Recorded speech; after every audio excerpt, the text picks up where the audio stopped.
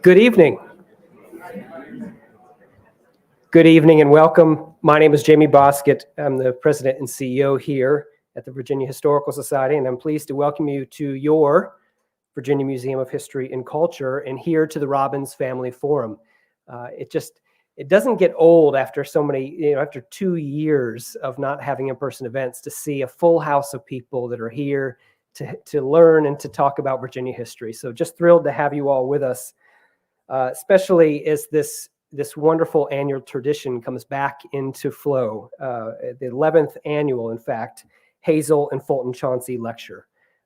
Hazel and Fulton Chauncey were longtime members, as many of you know, who had a very special interest in the scholarly work of this institution. Their sons, Edwin Hall and Warren Fulton Chauncey, established this lecture series as a way to encourage that same appreciation for history and history education in particular in each generation as it goes forward. I'm so pleased that Warren is with us tonight. And if you don't mind, could you stand so we could recognize you, please?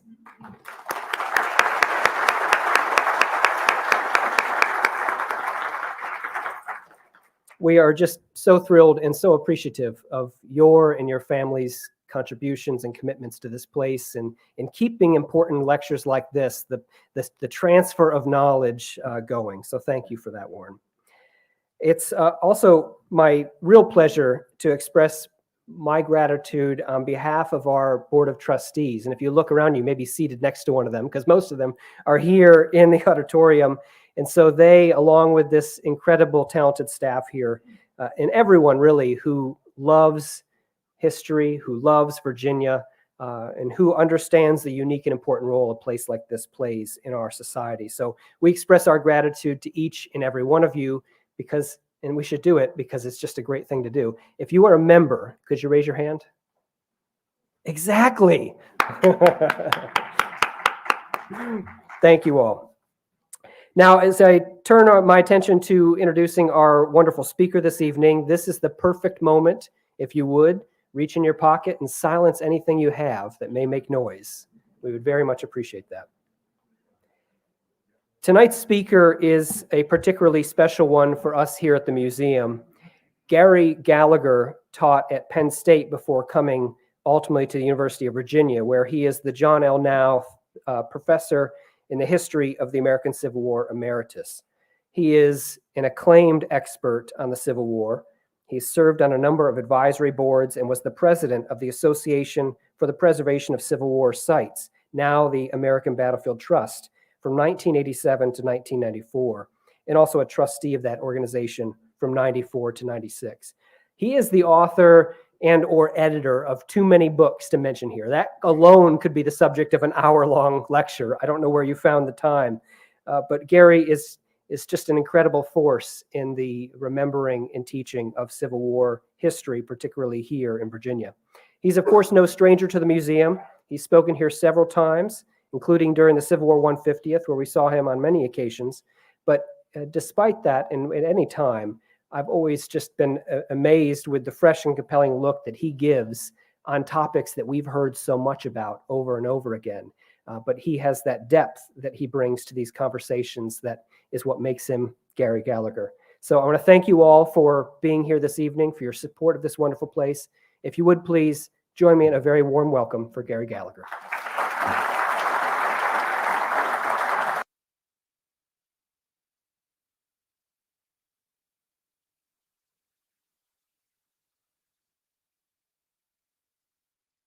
I'm going to switch to a different microphone here. And thank you for that warm introduction. It's very nice to be back in this space. I always enjoy giving lectures here, and I will just second the thought that it's good to be past the point where we can't get together to hear someone speak and talk about things.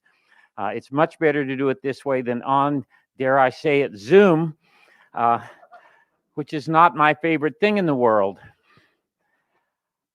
I'm going to talk tonight about the 1864 Shenandoah Valley Campaign. Here we are on October 19th, which is the 158th anniversary of the Battle of Cedar Creek, which was the great culminating moment of the campaign in the Shenandoah Valley in 1864. The Shenandoah Valley during the war, as everyone in this room knows, most often conjures images of the spring of 1862. Charles Hofbauer's imposing murals that depict the seasons of the Confederacy, which fill a large gallery here at the VMHC, illustrate this phenomenon. For spring, Hofbauer chose as his subject Stonewall Jackson in the valley in 1862. The painting pulses with energy. Jackson sits sturdily astride Little Sorrel on rising ground beside what is probably the Valley Turnpike, while a long line of infantry marches past the viewer. The soldiers strain under a pace that tells on their faces. One man raises his arm in a gesture of respect for his commander, as does a mounted officer whose horse, with flared nostrils and open mouth, also suggests extreme effort. Most of the infantrymen focus resolutely ahead, their long strides carrying them through the valley's beautiful countryside, past wounded comrades, and into Civil War history as Jackson's fabled foot cavalry. Hofbauer's sweeping images is one of the most powerful in the Lost Cause artistic canon, ascribes a heroic spirit to Jackson and his Army of the Valley, a spirit that captivated Confederates in the spring and early summer of 1862 and lingered for many decades after the war as exemplary of the Lost Cause version of Civil War history. Well, I'm here tonight, as I've already said, to talk about another military campaign in the Valley. I'm finished with Stonewall Jackson in the Valley now, at least in any focused way. I'm going to talk about a more important campaign in the Valley that took place in the summer and autumn of 1864. My talk will have three parts. The first is going to be a brief description of the Valley and its importance. The second deals with the background and the opening moves in June and July of 1864 of this second Valley campaign. And the third explores the culminating phase of that campaign between August and late October. And I'll also, in that part of my talk, offer some comparative thoughts about Generals Jubal A. Early, the Confederate commander, and Philip Henry Sheridan.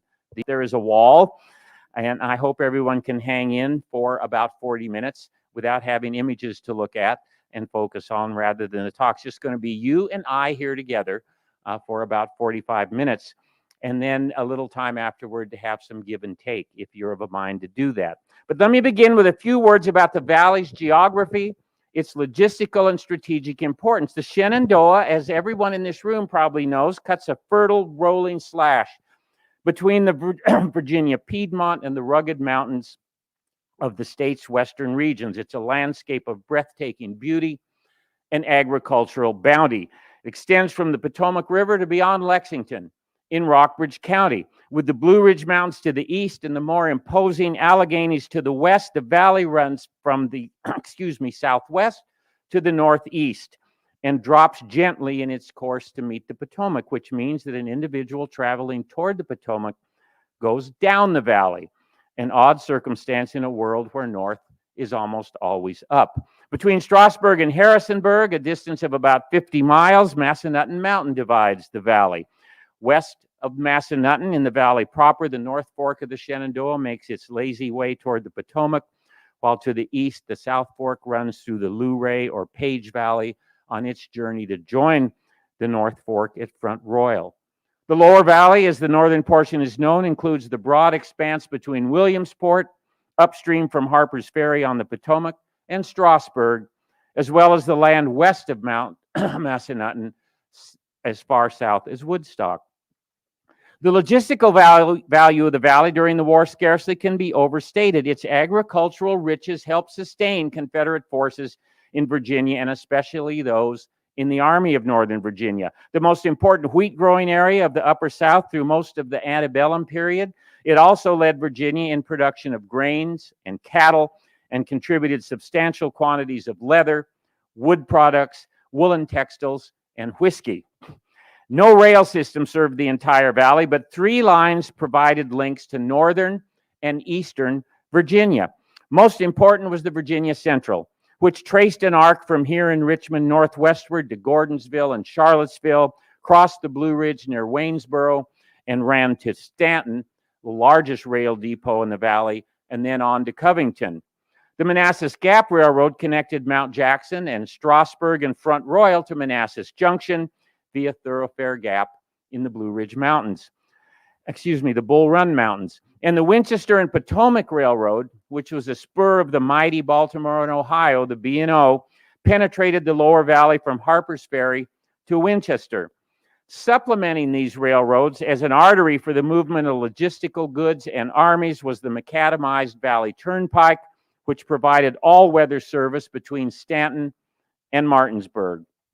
The valley loomed large as a strategic avenue for either side to mount a threat to the western flanks of Washington and Richmond. All of the valley below Strasburg lay north of the United States Capitol. A Confederate army marching down the valley, screened by cavalry in the gaps of the Blue Ridge, might easily cross the Potomac and descend on the federal capital from its right rear. The B&O was vulnerable to Confederate attack where it dipped south of the Potomac between Harper's Ferry and Martinsburg. And moreover, any federal advance through north central Virginia along the Orange and Alexandria Railroad would present an open right flank to Confederates lurking behind the passes of the Blue Ridge. Similarly, Federals moving up the valley could cut the Virginia Central Railroad and thereby disrupt the flow of supplies to the soldiers defending Richmond. The valley is hugely important during the war. Let's go to the first phase of our 64 Valley Campaign, June and July. On June 12, 1864, Robert E. Lee summoned Lieutenant General Jubal Early to discuss an important assignment. The principal armies in the Eastern Theater had been battering one another for 5 weeks from the Rappahannock River frontier to Richmond. But Lee had another part of Virginia in mind in summoning Early. He wanted Early to take the Second Corps on an independent operation far removed from the rest of the army in Northern Virginia. Since early May, Union General-in-Chief Ulysses S. Grant had sent 2 forces into the Shenandoah Valley to disrupt Confederate logistical production and cut the Virginia Central Railroad. Grant had the Virginia Central much on his mind through these months of 1864. The first of those 2 expeditions under Major General Franz Sigel had ended in defeat at the Battle of Newmarket on May 15th. The second, commanded by Major General David Hunter, had penetrated the upper valley to Lexington, burned the Virginia Military Institute, then turned southeastward to strike Lynchburg, which was a center for communications, transportation, and hospital activities. Lee's instructions to Early on June 12th laid out several objectives. I was directed to move for the valley, Early wrote shortly after the war, to strike Hunter's force in the rear and, if possible, destroy it. Then to move down the valley across the Potomac and threaten Washington City. On June 15th, Lee reported to Confederate President Jefferson Davis that Early had departed. Although worried about detaching one of his 3 infantry corps in the face of Grant's powerful army, Lee stated that, quote, success in the valley would relieve our difficulties that at present weigh very heavily upon us. Early's movement to Lynchburg signaled the opening of what would become the longest, largest, and as I've already said, most important military campaign waged in the Shenandoah Valley. It extended over 4.5 months and divided into 2 distinct phases. During the first phase, Early evoked memories of Jackson's celebrated successes in 1862. He defeated Hunter outside Lynchburg on June 17th and 18th and pursued the Federals toward West Virginia before marching rapidly down the valley and crossing the Potomac River into Maryland on July 5th and 6th. Then Early's Army of the Valley, which numbered approximately 14,000 men, descended on Frederick, Maryland, and defeated a ragtag Union force under Major General Lew Wallace, who hadn't written Ben-Hur yet, in the Battle of the Monocacy on July 9th. 2 days through stifling heat took the marching Confederates to the outer fortifications of Washington, D.C., where they probed the Union lines, shelled the city. No other significant Confederate force, either before or after, approached so close to the United States Capitol. Early soon realized that he could not overpower the city's defenders, who'd been reinforced by veterans from the 6th Corps in the Army of the Potomac. And on July 13th and 15th, the Confederates withdrew southward across the Potomac back into Virginia to the vicinity of Berryville.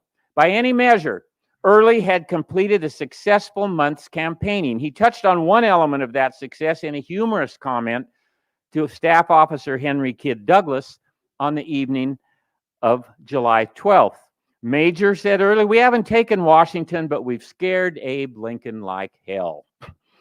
And in fact, the presence of the rebel army had rattled Abraham Lincoln. On the afternoon of July 10th, as Early soldiers moved toward Washington from the Monocacy, the president wrote to U.S. Grant and essentially asked him to come to Washington to save the city with a good part of the Army of the Potomac. Now, what I think, stated the president, is that you should provide to retain your hold where you are, certainly. Bring the rest with you personally and make a vigorous effort to destroy the enemy's force in this vicinity. Grant answered that night from City Point, assuring the president that he had already directed enough troops to Washington to protect the city, which was correct, and mindful that a more substantial diversion of strength from Petersburg to deal with Early could undermine civilian morale in the United States, Grant added, I think on reflection that it would have a bad effect for me to leave here. Now that is understatement. It would have had a very bad effect if Grant had hurried north. Lincoln soon calmed down, but as his private secretary John Hay recorded on July 11th, the president's only concern seems to be whether we can bag or destroy this force in our front. Jubal Early is much on Abraham Lincoln's mind. R.E. Lee rendered a positive verdict about Early's operations a few days after the Army of the Valley returned to Virginia. He assured Secretary of War James A. Seddon that Early had saved Lynchburg, cleared the lower valley of Federals, crossed the Potomac to menace Washington, and now stood guard in the lower valley. The value of the results obtained need not be further stated at present, Lee concluded, as there are yet more expected to come. Early continued to operate along the Potomac frontier through the rest of July and into August.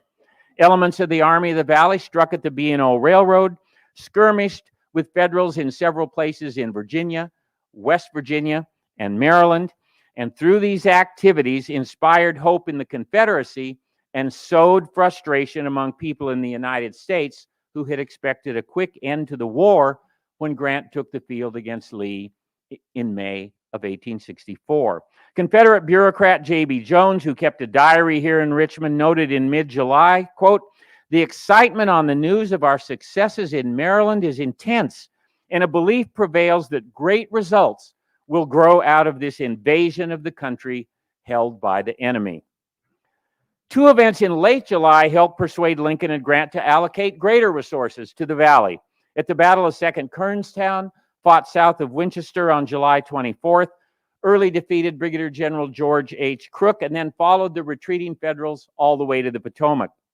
More ominously, on July 30th, some of Early's cavalry under Brigadier General John McCausland burned Chambersburg, Pennsylvania, after the city's political leaders refused to pay $100,000 in gold or $500,000 in greenbacks as compensation for private property destroyed by some of Hunter's Union.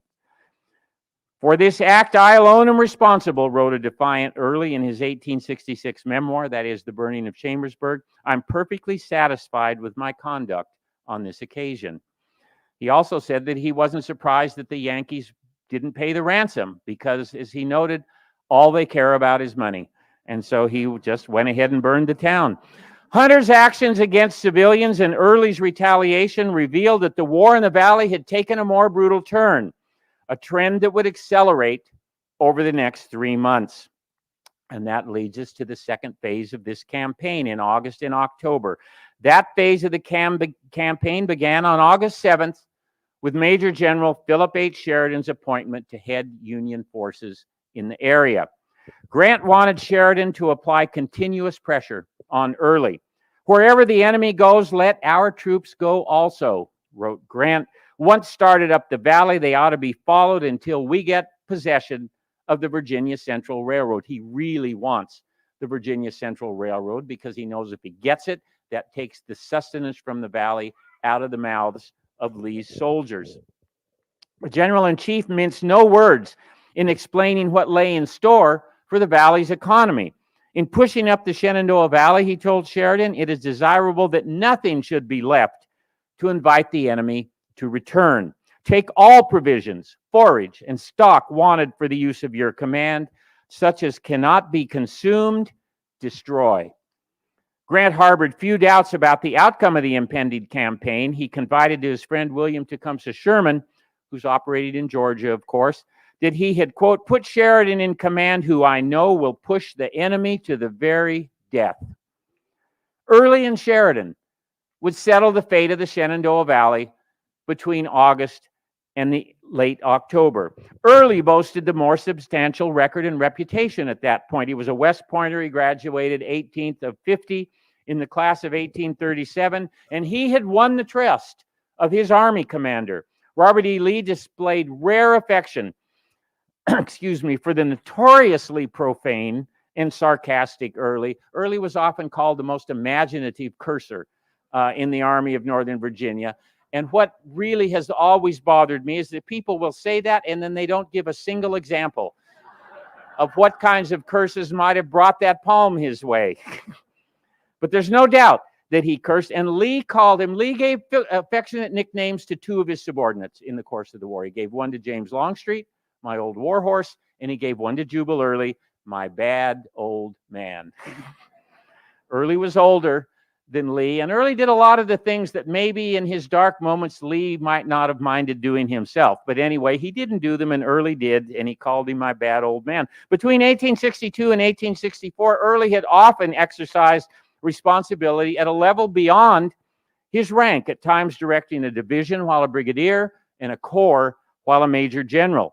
In late May 1864, Lee secured Early's promotion to lieutenant general and assigned him to replace Richard S. Ewell at the head of Stonewall Jackson's old Second Corps, the body of troops that would constitute the heart of the Confederate force in the Valley.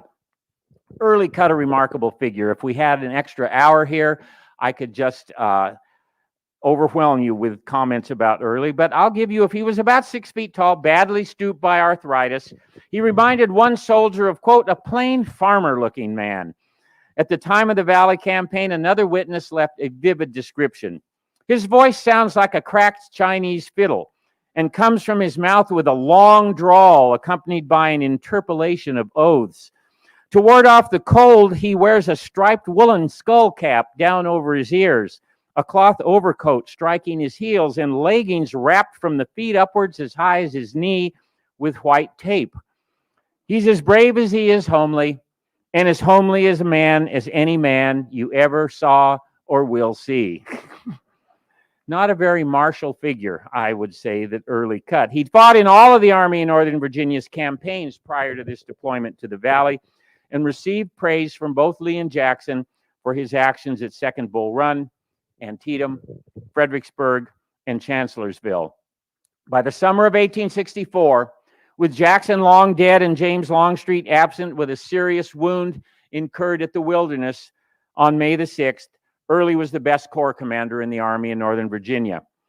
Jedediah Hotchkiss had been at Jackson's side in the Valley campaign in 1862, and with Lee's army at Antietam and Gettysburg during those two invasions, he was well equipped to offer a comparative evaluation, and the perceptive cartographer wrote in mid-July that Early's recent campaign, quote, was by all odds the most successful expedition we have ever made into the enemy's country. The Times of London took a similar view in suggesting that Early's campaign in June and July proved, quote, the Confederacy is more formidable as an enemy than ever before. Sheridan's career prior to August 1864 was less impressive. A West Pointer who graduated in the bottom third of his class in 1853, he had a well-earned reputation for personal pugnacity, aggressiveness on the battlefield, and, like Early, profane outbursts. I think not perhaps as artistically constructed as Early's, but nonetheless profane and memorable. He was about 5 feet 5 inches tall, well below average height, and he struck many who saw him as oddly put together, although some of this might be the typical anti-Irish sentiment that was floating in the ether in the mid-19th century. A staff officer penned a memorable portrait of Sheridan. The general was short in stature, square-shouldered, muscular, wiry to the last degree, and as nearly insensible to hardship and fatigue as was consistent with humanity. He had a strangely shaped head, with a large bump of something or other, combativeness probably, behind the ears. His face was lighted up by uncommonly keen eyes, which stamped him anywhere as a man of quickness and force. Sheridan had seen a great deal of action. He fought well in the Western Theater as a colonel of cavalry before crafting a more mixed record, heading an infantry division at Stones River, Chickamauga, and Chattanooga. He impressed U.S. Grant at Chattanooga with what one historian of the battle called, quote, an enthusiastic pursuit of the enemy when everyone else seemed content to bivouac. Thereby, he gained invaluable entry into the future general-in-chief's circle of favorites. Summoned east with Grant in the spring of 1864, Sheridan took charge of the Army of the Potomac's Cavalry Corps. His record during the Overland Campaign was mixed at best. More than once during the battles of the Wilderness and Spotsylvania, his cavalry failed to carry out essential missions of screening the Army's movements and gathering intelligence about the enemy. Sheridan seemed intent on using the troopers more like infantry, and he clashed openly with the Army commander, George G. Meade. Grant prized Sheridan's eagerness to pummel the rebels, a trait that stood out amid a culture of caution bequeathed to the Eastern Army by George Brinton McClellan and still very much in place in 1864. Sheridan led a raid on Richmond that resulted in the mortal wounding of Jeb Stuart at the Battle of Yellow Tavern on May 11th, a heavy blow to the Confederacy. But that activity against Richmond also left Meade without sufficient cavalry strength at that point of the campaign. The most careful student of the Overland Campaign concluded that Sheridan, in his ability to win a point against Meade, had severely handicapped Grant in the fighting at Spotsylvania. But Sheridan enjoyed Grant's respect, obviously, at the time at which he was given command in the Valley. The same was not true with President Lincoln and Secretary of War Edwin M. Stanton, who both initially opposed the 33-year-old's appointment because of his youth. Lieutenant Colonel Theodore Lyman of Meade's staff offered a sound assessment on August 11th, describing Sheridan as, quote, an energetic and very brave officer. However, this command is a very large one, added Lyman in reference to Sheridan's previous service, larger than he ever had before. Grant soon converted Lincoln, who pronounced himself satisfied with Sheridan and, as he put it, hoped for the best. Most Northerners probably would have seconded Lyman's belief that Sheridan should do better than his predecessors in the Valley, that is, Sigel and Hunter. That's not a very high bar to cross, but might ultimately find himself out of his depth at the head of an important army.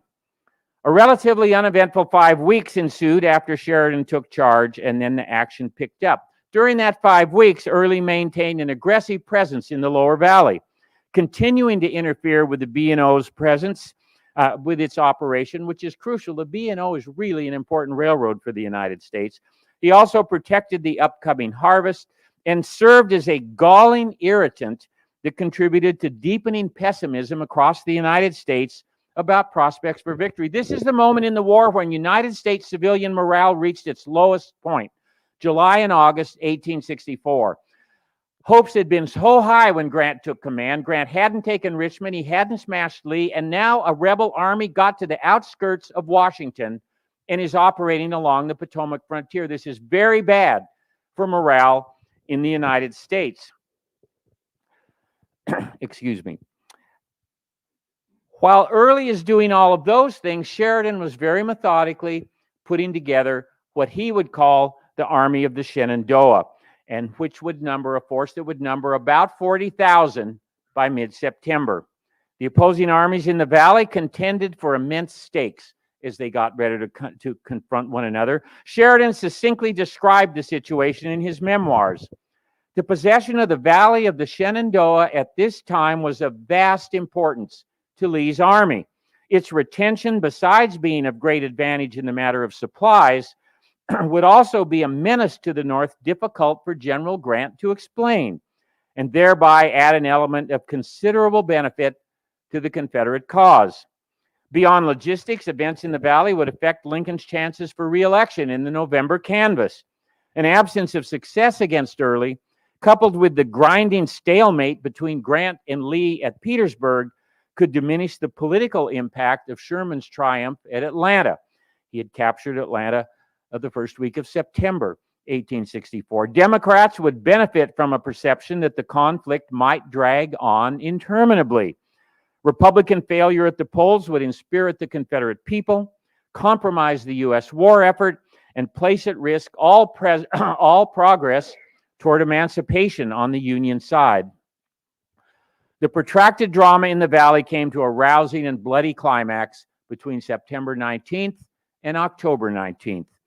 During those 4 weeks, the Shenandoah represented a true second front in Virginia, providing a landscape across which 60,000 soldiers marched and fought, characterized by rapid movements, important battles, and the systematic destruction of logistical resources.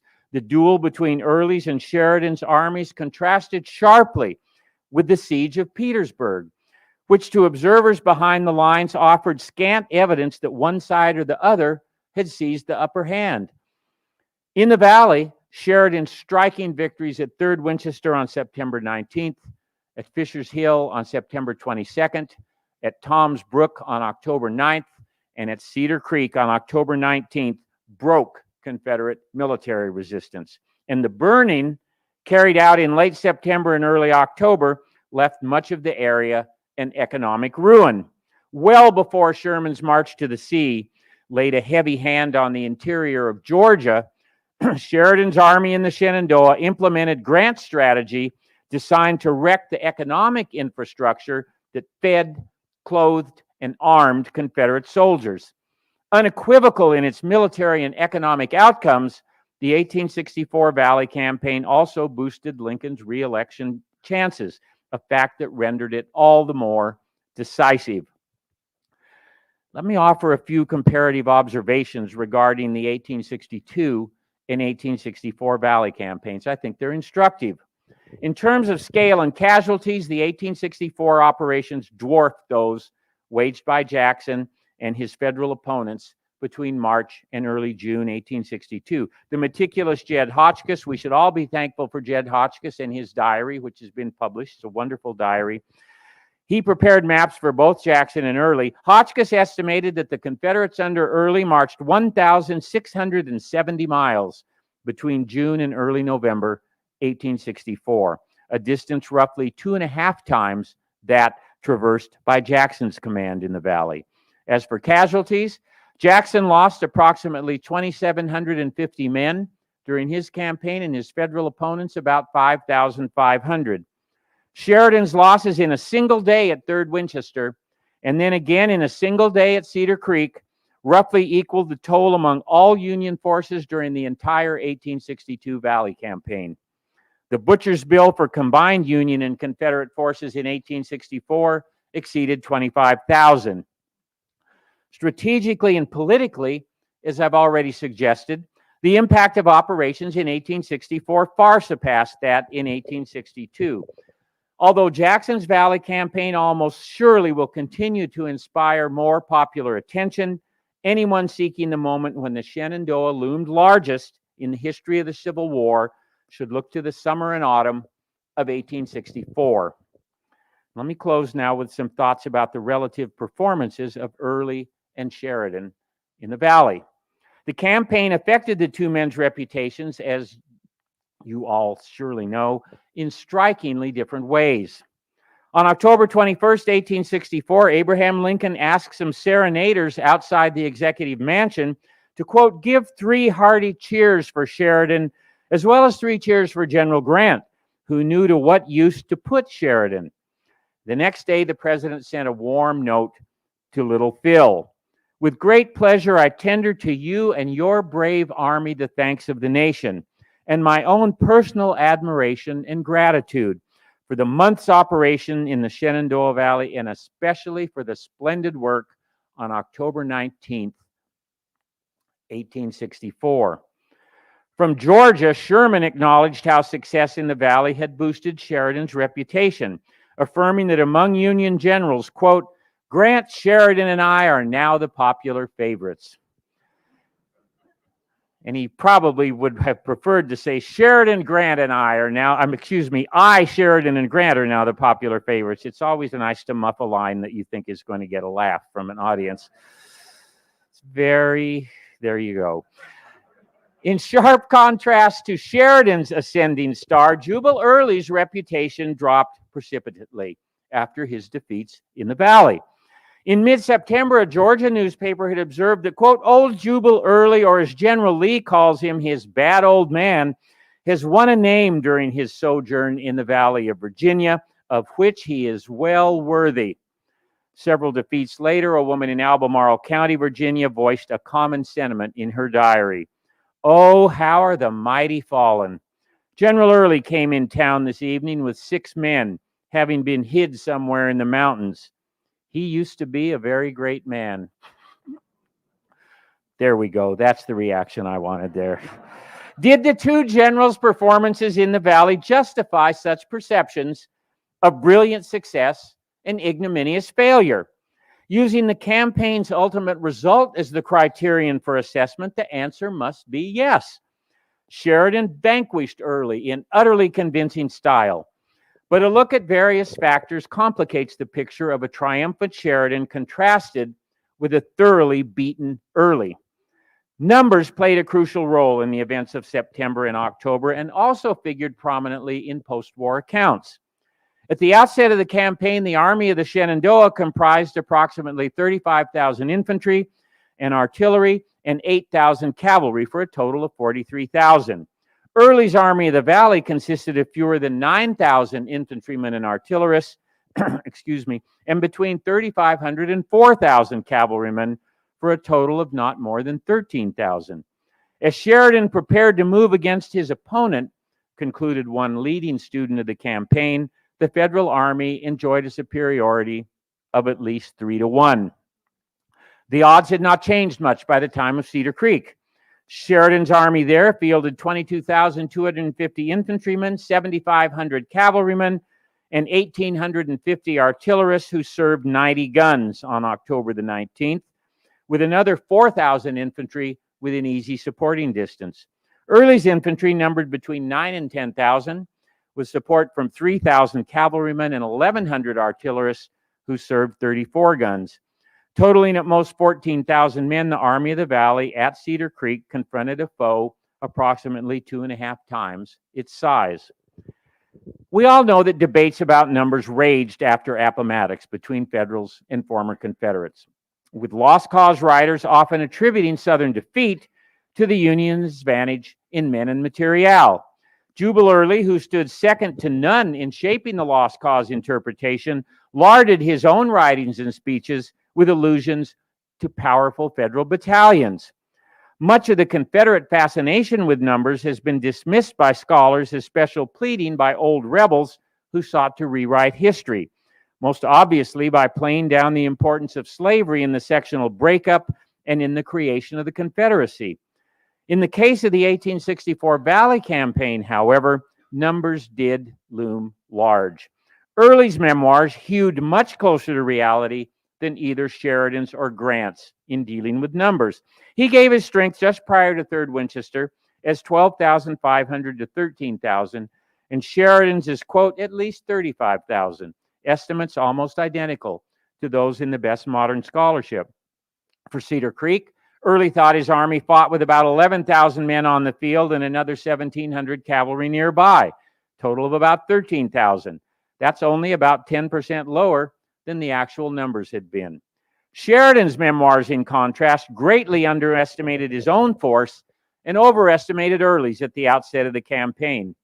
The Confederate Army at this date was about 20,000 strong, wrote Sheridan, and the force that I could take with me into the field numbered about 26,000 men. Because he made no further estimates of strengths before he narrated the Battle of 3rd Winchester, Sheridan left readers with a sense that he had outnumbered Early by only about 6,000 men at that battle, giving him an advantage of 1 1/3 to 1 rather than the true ratio of 3 to 1. Although disingenuous in dealing with numbers in the Valley, Sheridan came closer to the truth than Grant. I love Grant's memoirs. They're the best memoirs by anybody on either side during the war and really a classic retrospective account. This is one of the worst parts of Grant's memoirs in terms of accuracy. The commanding general's memoirs advanced the unsupportable claim that each side initially fielded about 38,000 troops in the valley. But the superior ability of the national commander over the Confederate commander was so great, remarked Grant in a well-executed jab at Early, that all the latter's advantage of being on the defensive was more than counterbalanced by this circumstance. Grant went on to make the amazing statement that Early, quote, lost more men in killed, wounded, and captured in the valley than Sheridan had commanded from first to last. Well, Confederate casualties from the beginning in August to the end of October probably fell between 9,000 and 10,000. At its weakest, Sheridan's force in the field during the same period numbered more than 30,000. Grant thus either tripled Confederate casualties or undercountered Federal strength by 2/3. He did so most likely by way of getting even with Early for pieces the latter published in the 1860s and 1870s, suggesting that Grant had triumphed over Lee only because a preponderance of manpower and material worked decisively in his favor. Early cut Grant no slack whatsoever. He compared him, talking about him and Lee one time. He said he didn't think it was right to compare them. It would be like comparing the majestic pyramids that rear in their majesty along the Nile to a pygmy perched on the shoulders of Atlas. Well, if you're U.S. Grant, that might make you think that maybe Jubal Early's someone you might like to counterpunch, and he certainly did in his memoirs. More unaccountably, Robert E. Lee also failed to grasp the odds against Early. Perhaps Lee's own disadvantage vis-a-vis Grant colored his attitude. Deployments to the valley weakened his position at Petersburg, and Lee surely resented having to deplete his army to bolster another theater. On October 12, 1864, he insisted, in a very clumsily phrased communication, that Early possessed the means to defeat the enemy. I do not think Sheridan's infantry or cavalry numerically as large as you suppose, he wrote to Early, but either is sufficiently so not to be despised, and great circumspection must be used in your operations. I can imagine Early reading that and thinking, what? And reading it again, what? What is he talking about? In contrast to what Sheridan, Grant, and Lee wrote during and after the war, many participants and observers in the valley and elsewhere exhibited a very good grasp of the relative numbers. On the Confederate side, for example, Brigadier General Brian Grimes informed his wife in late August, quote, the enemy outnumbers us 3-1. It's about exactly what it was. At about the same time, the Richmond Dispatch informed readers that Sheridan's entire force in the valley amounts to 41,000 men. Almost exactly right as well. Jed Hotchkiss avoided offering specific numbers, but insisted that Early's army always faced very great odds. He wrote on October 11th that Sheridan, quote, has added thousands upon thousands to his army from every household in the North. The enemy is determined to do all that numbers can do. Even on the Federal side, many realized that Sheridan faced a much weaker foe. In early August, Secretary of the Navy Gideon Welles observed, quote, the Confederate force is small, the scare great. Surgeon General Daniel M. Holt of the 121st New York Infantry, which was a 6th Corps unit, felt ashamed in August that Sheridan's army seemed unwilling to engage the much less numerous rebels. Shall I say that we retreated before an inferior force? He underlined retreated. It looks like it, surely. An artillery officer with the Army of the Potomac, who followed the action in the valley avidly from a distance, marveled at, quote, the audacity of Early attacking an entrenched force 3 times his own number at Cedar Creek. However participants and memoirists reckoned the respective strengths, it is beyond dispute that Sheridan's numbers afforded him the luxury of recovering from tactical and strategic missteps, while Early's relative weakness left him no such margin for error. Early's tolerances are much finer than Sheridan's in that regard. Both of them logged good and bad days in the valley. Sheridan's greatest virtue lay in applying continuous pressure against the outnumbered rebels. And better than any other army commander on either side during the war, Sheridan used his cavalry, far more numerous than their rebel counterparts and with superior mounts and weapons, as shock troops against infantry. Nobody does that. in the Civil War. Sheridan did it repeatedly, most notably at 3rd Winchester and again at Cedar Creek, when they helped organize powerful counterblows at Cedar Creek, and sealed the Union victory. As one New York, I'll just say again, this is really, the first time I really went through this and really saw how Sheridan had used his cavalry in the Valley, it's kind of astonishing. The cavalry is basically irrelevant on Civil War battlefields. The battle starts, the cavalry goes off and does something else. And I know John Buford is there at Gettysburg for an hour on July the 1st. We all know that. But for the most part, when the real fighting begins, the cavalry goes somewhere else. That is not the case in the Valley. Sheridan used his cavalry brilliantly in the Valley. His magnetic leadership also created a tremendous bond with soldiers in the Army of the Shenandoah. Most famously, when he rode from Winchester to Cedar Creek on October 19th to organize his powerful counteroffensive there after a very bad morning for the Federals. As one New York soldier observed at Cedar Creek, General Sheridan has the full confidence of all his men. And when he came down the line, the air rang with cheers. A new spirit entered us, and we were determined to drive the rebels back or die in the attempt. Little Phil's behavior that day inspired the famous poem Sheridan's Ride by Thomas Buchanan Reed. Came out in 1864. It lengthened the ride to 20 miles, really about 12, but 20, he's a poet. We'll cut him, do whatever he wants. It's like a novelist.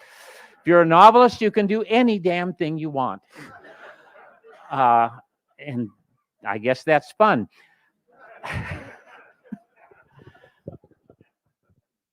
And I'm not going to say what I was thinking next. I'm going to move on to say that on the negative side, Sheridan botched his army's advance at 3rd Winchester. He crowded them all into one place in a very clumsy way. He took credit for George H. Crook's tactical plan at Fisher's Hill. Sheridan's own plan at Fisher's Hill, the initial one, was a really dumb one.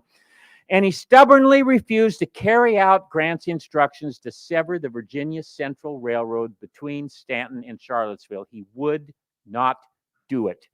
Grant tried and tried to get him to do it, and he wouldn't do it.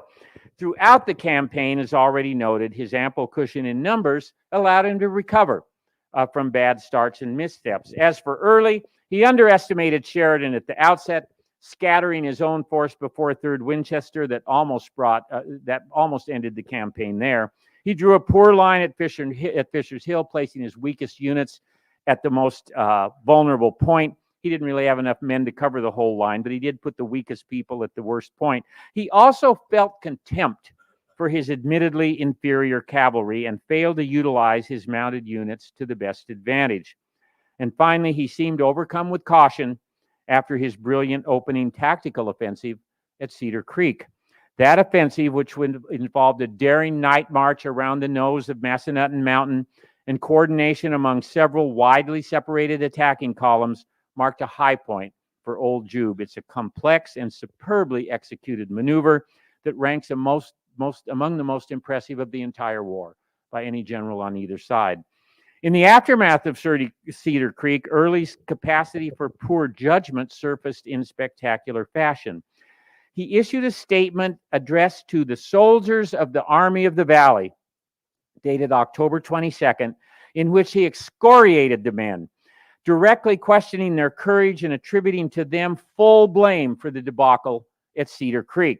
Had you remained steadfast to your duty and your colors, read one typical passage, the victory would have been one of the most brilliant and decisive of the war. Had any respectable number of you made a stand even at the last moment, the disaster would have been averted and the substantial fruits of victory assured.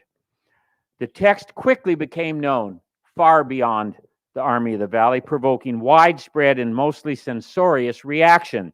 The tone of Early's language caused offense, even if some of what he said had merit. One Georgia soldier expressed a combination of insulted pride and anger that surely would have resonated among his comrades in the Army of the Valley.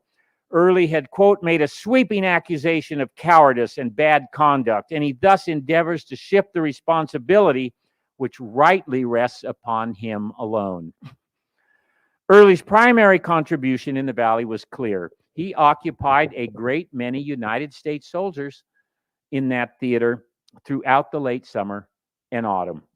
With a force that never numbered many more than 15,000, he compelled Grant to detach for lengthy service away from Richmond and Petersburg one of his most trusted lieutenants, the veteran 6th Corps, and 2/3 of the Cavalry Corps.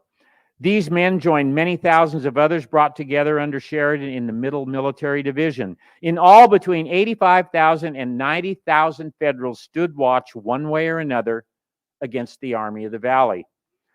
Jubal Early and Philip Sheridan labored under vastly different circumstances in the Valley. Early fought from a position of relative weakness, coaxing the maximum from his small army.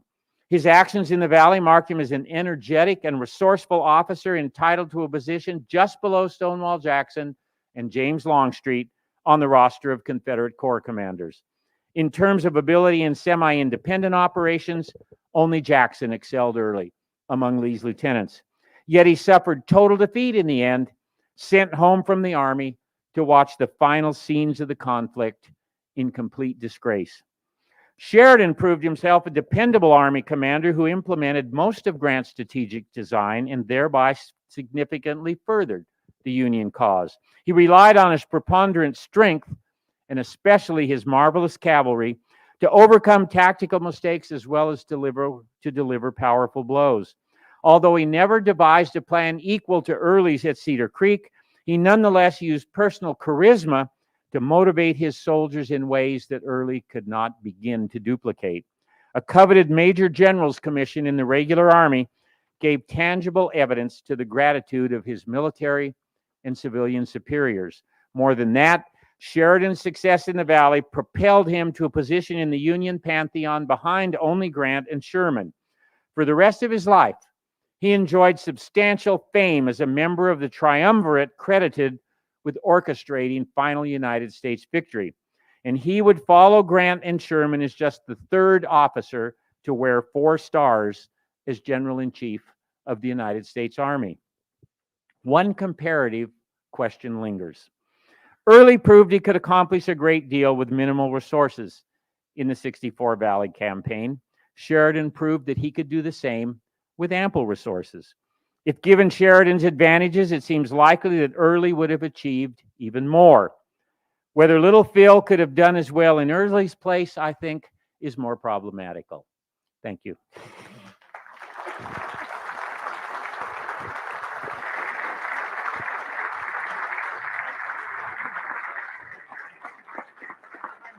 I don't have a watch, but I know we have at least some time for, and I don't know who the timekeeper is, but if you have questions or comments or want to argue about something or dispute something, please have a go. And could you raise your hands for us? We have There's some mics running around. A hand right here.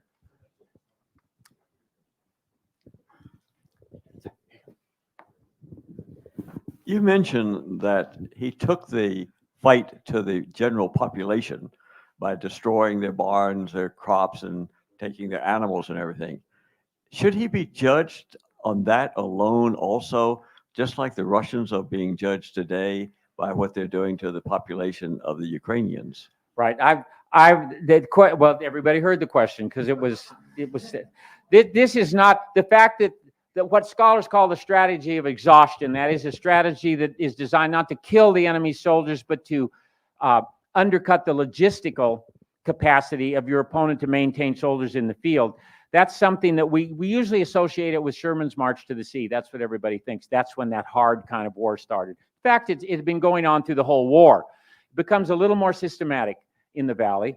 But it's I mean, the Federals, when Hunter went south toward Lexington, he burned stuff too. He burned VMI, he burned houses, he took things. It's not something it's not brand new in the Valley. It's more systematic in the Valley. And it doesn't target civilians. It's not total. They're not targeting civilians. They're not killing civilians as they go through the Valley. They don't even burn all of the things that allegedly were burned. I was on a tour in the Valley once with a local guide. Bob Crick and I were giving a tour, and this person was giving some discussion as we went along. He talked about how Sheridan burned every barn and every mill and every this and every that in the Valley. And then just as the bus was, before we got to our destination, he said, but we're going to have dinner tonight at a really great antebellum mill. And I thought, I wish I had this whole thing taped so I could play it back to you, buckaroo. So it's not really, the war hasn't verged into some unknown territory here, and it never reaches the point here that it reached in Missouri and in parts of Kentucky and in some of the mountainous regions of North Carolina and Virginia and elsewhere with guerrilla war. But they do lay a heavy hand on the logistical resources of the valley. But I think that's, it's just, I don't think it's total war. I don't think it was beyond the bounds of war. I just think it's a place where the war had gotten by that point. And some would argue in talking about that it's a more, that it's actually a better way, instead of killing as many people as possible, just destroy the things they need to keep fighting, and the war will end and fewer people will have been killed because you destroyed the resources. Something you can argue about endlessly. Historians argue about it endlessly. Was it total war? Was it not? Was it this? Was it that? If you were a farmer in the valley, I think you would have considered it total war. Here come the Federals. I used to have a barn. I don't have a barn anymore. The mill I used to use that's gone now too. My animals are gone. They took what they wanted. They killed the rest of them. Pretty total for me. Pretty total for me. I think the perspective would have been that it was a brutal and total kind of war, but it wasn't brand new by any means. But it was before Sherman. Everybody who talks about Sherman should rewind to the valley and see all of that happening earlier. Is there only one question in this vast room? There's one. Yes. Could he have taken all his forces and attacked Richmond from the rear instead of leave the valley and go? I'm sorry, I missed the first part of that. Could he left the valley and gone to Richmond and hit Richmond from the rear? you mean could Sheridan have done that? Yes. Yeah, the point isn't to get to Richmond. The point is to take the valley out of the war. That's the point of the campaign in the valley. That's what Grant wanted Sigel to do. That's what Grant wanted Hunter to do. And that's what Sheridan finally did. It's just take the valley. The valley had been there there's tremendous action all through the war in the valley, as you know. The armies move up and down the valley. There's a lot of guerrilla activity in the valley. But it continued to provide sustenance, significant sustenance, via especially the Virginia Central Railroad, to the Army in Northern Virginia. And part of Grant's plan against Lee is cut Lee off. The reason he's cutting all the roads and railroads that go to North Carolina and eventually go westward toward Lynchburg, the whole point is to make it impossible for Lee to sustain his army. That's what the siege at Petersburg turns into. Well, this is part of that broader strategic goal that's just going to happen a long way from Petersburg. And it's amazing to me that Sheridan wouldn't cut the railroad. There are direct exchanges between him and Grant about this. Sheridan didn't get to Charlottesville until March of 1865 when he dropped by. Custer, they dropped by for a while in Charlottesville. There's another question there. Yeah, you can say the same thing about Lee. Which thing? What you're saying about Jubal Early. They have inside lines.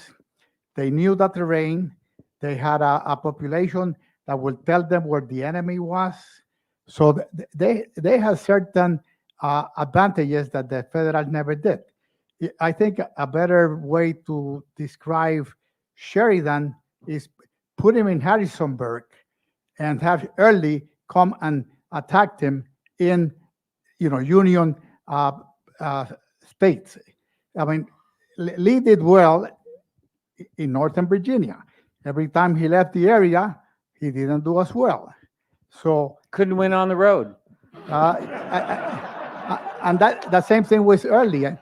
And the one question I have is the quality of Early's troop at the beginning compared to the quality of his troops at the end. Well, the quality of his troops at the beginning, he didn't suffer many casualties in the first phase of the campaign.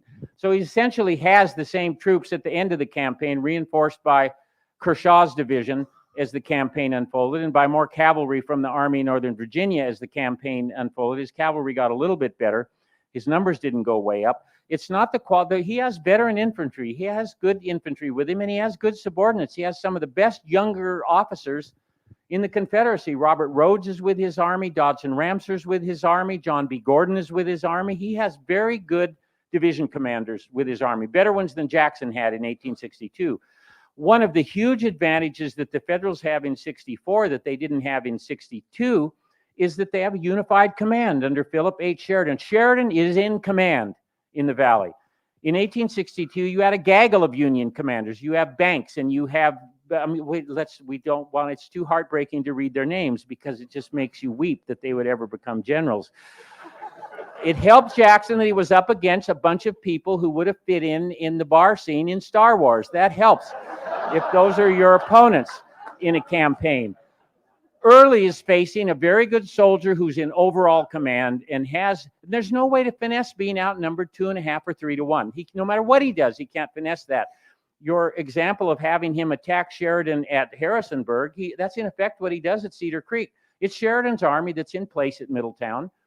Sheridan thinks the campaign's probably over. His army is in place there, and Jubal Early, with a much weaker force, assaults it with this very complex and effective initial round of assaults that routed 2/3 of the Union Army. It's an amazing morning's fight at Cedar Creek on October 9th. And then, of course, it unravels completely.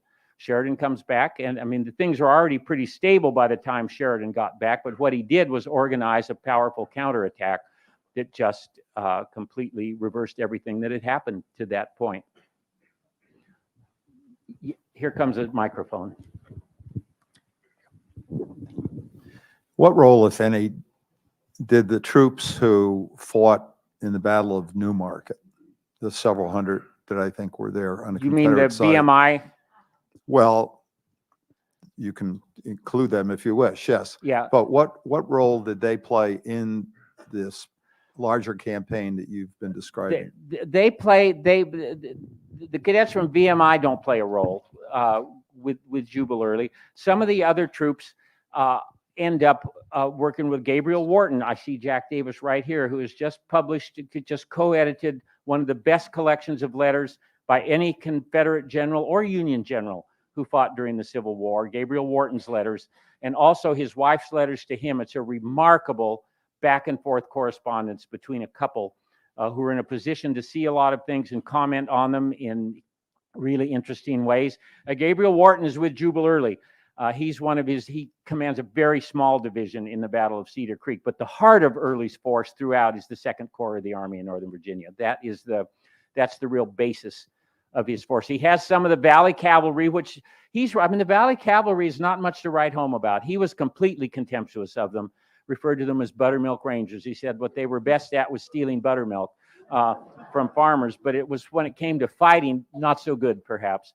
He also, the poor Laurel Brigade, which was one of his cavalry units, he said the laurel is a running vine, isn't it?